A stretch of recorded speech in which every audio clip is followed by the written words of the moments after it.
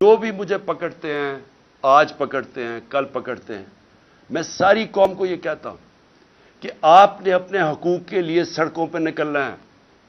Jail میں کیا فرق پڑے گا؟ جیل میں چلا جاؤں، کتابیں پڑھ لوں گا، بڑی مجھے ٹائم مل جائے گا، لیکن مجھے خوف یہ ہے کہ مجھے یہ اگر ہٹائیں گے اور یہ سمجھتے ہیں کہ اگر میں راستے سے ہٹ گیا تو قوم سو جائے گی۔ ان کا یہ خیال ہے کہ اگر عمران خان کو ہٹا دیا جائے تو نہ یہ کیمپین کر سکے، کچھ کرے گا تو تحریک انصاف بھی آہستہ آہستہ ختم ہو جائے گی، اور یہ جو لوگ ہیں انہوں نے تو پھر سے قبول کر لینا جو بھی ہو۔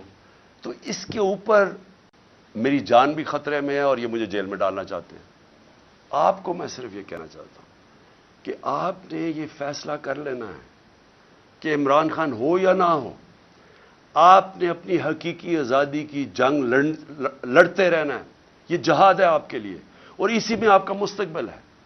اگر یہ ہم کامیاب ہو جاتے ہیں اس ٹائم پہ، یہ ملک بدل جائے گا۔ جو میں نیا پاکستان کی بات کرتا ہوں، وہ نیا پاکستان آ جائے گا آپ کا، اس راستے پہ ہم نکل جائیں گے۔ لیکن ظلم کے نظام پہ کبھی بھی کوئی معاشرہ اوپر نہیں جا سکتا۔ کفر کا نظام چل جائے گا، ظلم کا نظام نہیں چل سکتا، حضرت علی کا قول ہے۔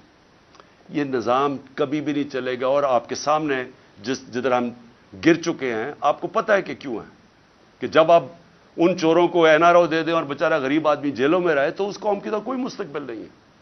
اس لیے جو بھی مجھے پکڑتے ہیں، آج پکڑتے ہیں، کل پکڑتے ہیں، میں ساری قوم کو یہ کہتا ہوں کہ آپ نے اپنے حقوق کے لیے سڑکوں پہ نکلنا ہے۔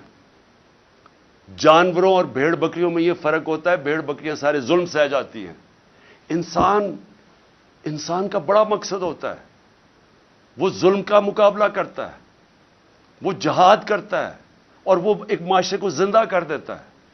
حضرت امام حسین کی جو شہادت تھی، وہ ساری دنیا کے لیے، مسلمانوں کے لیے ایک چیز سامنے آ گئی کہ جو رائے حق ہے اس کے لیے اگر آپ کی جان بھی چلی جائے، آپ اپنے معاشرے کو زندہ کر دیتے ہیں۔ جس طرح علامہ اقبال نے کہا کہ وہ کربلا کی سوچ سے سارا وقت مسلمان ریولوشنری اسپرٹ میں رہتا ہے، اپنے آپ کو پھر سے کھڑا کرتا ہے کہ میں نے رائے حق پہ کھڑا ہونا ہے۔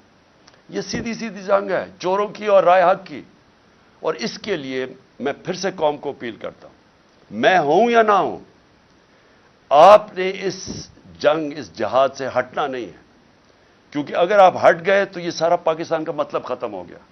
پھر یہ بہت بڑا دھوکہ تھا پاکستان۔ یہ وہ لوگ ہیں جو ٹیلی فون کر کے تو فیصلے کرواتے ہیں ججز سے، یہ وہ لوگ ہیں جنہوں نے ڈنڈے سے اٹیک کر کے سپریم کورٹ کو ایک ایماندار، دیانتدار چیف جسٹس کو انہوں نے فارغ کروایا اور پھر رشوت چلائی، باقی ججز خریدے۔ میں سپریم کورٹ کو آج اپنے سارے ججز کو صرف ریکویسٹ کر رہا ہوں کہ آپ نے آئین کے ساتھ کھڑے ہونا ہے اور جمہوریت کے ساتھ کھڑے ہونا ہے، کیونکہ اگر اس وقت جو ان کی کوششیں ہیں، یہ الیکشن نہیں کروانا چاہتے، یہ الیکشن سے کسی نہ کسی طرح نکلیں گے، یہ قتل کروائیں گے لوگوں کو، یہ بڑے ناموں کو قتل کروائیں گے، دھماکے کروائیں گے صرف الیکشن سے نکلنے کے لیے۔ یہ ہر بہانہ استعمال کریں گے کہ جی پیسے نہیں ہیں تو پتہ نہیں کیا، سینسس ہو گیا تو یہ ہو گیا، یہ ہر چیز استعمال کریں گے کسی نہ کسی طرح الیکشن سے نکلنے کے لیے، کیونکہ الیکشن میں ان کی موت ہے۔ ان کو پتہ ہے کہ پاکستانی قوم ان سے متنفر ہو چکی ہے، وہ ان کے خلاف کھڑی ہو گئی ہے۔ سارے بائی الیکشن میں واضح ہو گیا کہ یہ دھاندلی کے باوجود، ساری مشینری استعمال کرنے کے باوجود یہ نہیں جیت سکتے، اس لیے یہ الیکشن سے بھاگ رہے ہیں۔ اور مجھے خوف یہ ہے کہ یہ کسی نہ کسی طرح یہ مافیا عدلیہ کے اندر پھوٹ ڈال کے اس کو تقسیم کر کے یہ کوشش کریں گے الیکشن سے نکلنے کے لیے۔ میں اس لیے اپنے سپریم کورٹ کو کہنا چاہتا ہوں کہ اس وقت آپ کی یونٹی کی ضرورت ہے، آپ متحد ہو کے پاکستان کے آئین کے ساتھ کھڑے ہوں۔ 5 کے 5 ججز نے کہا تھا کہ 90 دن میں الیکشنز ہونے چاہیے۔ اب پختونخوا میں دیکھ لیں، گورنر صاحب کہہ رہے ہیں کہ جناب وہ الیکشنز ڈیلے کرنے کے چکر میں ابھی تک انہوں نے اناؤنس نہیں کیا، اور جبکہ سب کو پتہ ہے کہ اب ہمارے پاس جو ٹائم تھا الیکشن کروانے کا وہ کم ہوتا جا، آگے ہم آگے نکل گئے۔ 30 اپریل جانا بھی غلط تھا، کیونکہ آئین تو اجازت نہیں دیتا تھا، لیکن چونکہ انہوں نے جان کے سیبوٹاج کرنے کی کوشش کی، 30 اپریل دینی پڑی، تو یہ اس سے بھی آگے جانے کی کوشش کر رہے ہیں۔ اس لیے میں اپنی عدلیہ کے ساتھ عدلیہ کو صرف قوم کی طرف سے پیغام دینا چاہتا ہوں، قوم آپ کے ساتھ کھڑی ہے۔ قوم وہ اور ہم وہ لوگ ہیں جو صرف اور صرف آپ سے انصاف چاہتے ہیں، آپ سے جو اس ملک کا آئین ہے اس کی دفاع چاہتے ہیں۔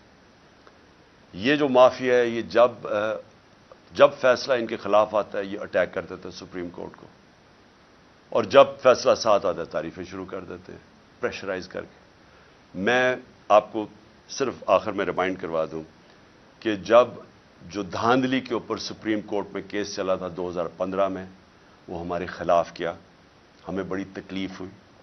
ایک دفعہ بتائیں کہ میں نے اس کی کوئی تنقید کی ہو، ہم نے ایکسیپٹ کر لیا۔ پھر جب میں نے اپنی اسمبلیز ڈیزالو کی اپریل کے اندر، پچھلی اپریل میں نے الیکشنز اناؤنس کر دیے، سپریم کورٹ میں کیس چلا گیا۔ سارا جو سپریم کورٹ میں بات چیت ہو رہی تھی وہ ساری ہو رہی تھی کہ الیکشنز میں اب چلے جائیں، اور وہ چلے جاتے، ملک بچ جاتا اس عذاب سے۔ لیکن الیکشن کمیشنر نے وہاں کہا جی میں 3 مہینے میں الیکشن ہی نہیں کروا سکتا، اور وہ فیصلہ ہمارے خلاف چلا گیا۔ بڑی تکلیف ہوئی ہمیں۔ ایک دفعہ بتائیں کہ میں نے تنقید کی ہو اس کی، لیکن یہ ہر فیصلہ جو ان کے خلاف جاتا ہے اس کے اوپر یہ بلیک میل کرتے ہیں، نام لے لے کے ججز کے خلاف بات کرتے ہیں۔ اور اس لیے ضرورت ہے سارے ملک کو کہ اگر ہم نے اب آگے جانا ہے، اور اس کی ملک کی بچت ہی رول آف لا میں ہے۔ ملک بچے گا تب جب قانون کی حکمرانی ہوگی، وہ اس کی دفاع کرنی ہے سپریم کورٹ نے۔ اور ہم صرف آپ سے اپیل کر سکتے ہیں کہ یہ آپ کو ہر پریشر ڈالیں گے، ہر وہ نامعلوم افراد سے پریشر آئے گا، ان چوروں سے آئے گا، یہ رشوت بھی یہ خریدتے بھی ہیں۔ میں آپ سے ریکویسٹ کروں گا کہ قوم ساری آپ کی طرف دیکھ رہی ہے، اور ہم صرف چاہتے ہیں کہ جو سب نے کہا تھا آئین کے اندر 90 دن میں الیکشنز، اس کے ساتھ آپ کو پوری طرح کھڑا ہونا چاہیے۔ اب میں الیکشن کمیشن کے اوپر آپ تیسری بات کرنا چاہتا ہوں۔ دیکھیں، الیکشن کمیشن، مجھے جتنی تکلیف الیکشن کمیشن سے ہے کسی کو نہیں ہے۔ انہوں نے میرے اوپر، آپ نے ایلیگیشن لگائی توشہ خانہ کی، میں آج رائٹنگ میں دیتا ہوں سب کے سامنے، جس وقت یہ عدالت میں جائے گی یہ توشہ خانہ کیس باہر پھینکا جائے گا، کیونکہ مجھے پتہ ہے میں نے کوئی چیز غیر قانونی نہیں کی۔ جو 70 سال سے پاکستان کا قانون ہے اس کے اوپر چلاؤں، سب کچھ ڈکلیئرڈ ہے، اس کے اوپر ٹیکس دیا ہوا ہے، سارا کچھ، سارا ریکارڈ میں اویلیبل ہے۔ لیکن مجھے پتہ ہے کہ اگر یہ توشہ خانہ کیوں یہ چھپ رہے ہیں، بتا نہیں رہے کہ جی باقی لوگوں کے توشہ خانہ میں کیا ان کی تھی، جس وقت وہ سامنے آئے گا قوم کو پتہ چلے گا کہ توشہ خانہ میں باقی لوگوں نے کیا کیا ہے۔ باقی حکم جو پرائم منسٹرز تھے، جو پریزیڈنٹس تھے، جو آرمی چیفز تھے، یہ کیا کرتے رہے توشہ خانہ کی گفٹ سے۔